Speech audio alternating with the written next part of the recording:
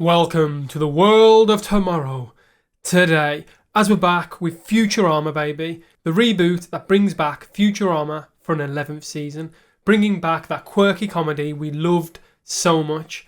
Right from the offset, we get this with Zoidberg relishing in backwash beer.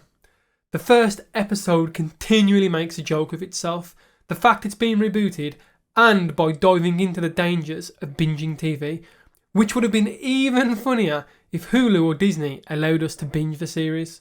The episode starts off where Season 10 left us, as we hear from a log from Professor Farnsworth, showing his perspective on how the series ends. This reminds us of how great the final scenes were, already giving us that good feeling. And as promised, they start all over. Here we get the witty humour of the gang, including Bender, as they tease about the universe restarting and being rebooted. The premise stems around Fry as he decides to set himself the goal of watching TV and subscribes to Hulu, a take on Hulu of course. Here we get loads of shows, The Clampmaid's Tale rather than Handmaid's Tale, Strange Fonts instead of Stranger Things.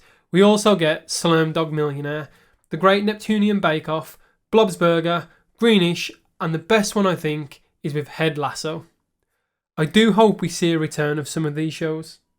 Fry then must make the ultimate sacrifice and use technology to binge watch 30,000+ episodes of All My Circuits, bringing the return of Calculon.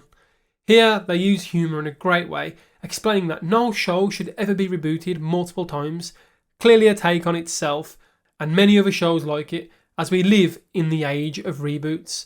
But the best bit here doesn't come from the quirky one-liners, but instead Leah as they storm Hulu HQ.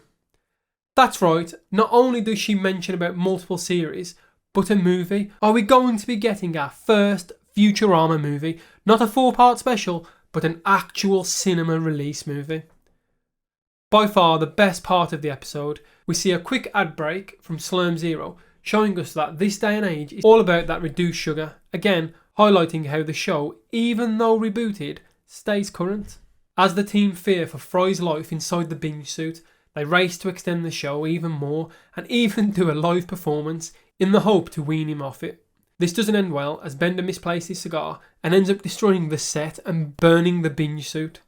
For a moment we fear Fry was inside, but in true Futurama style he has changed his plans and he got bored.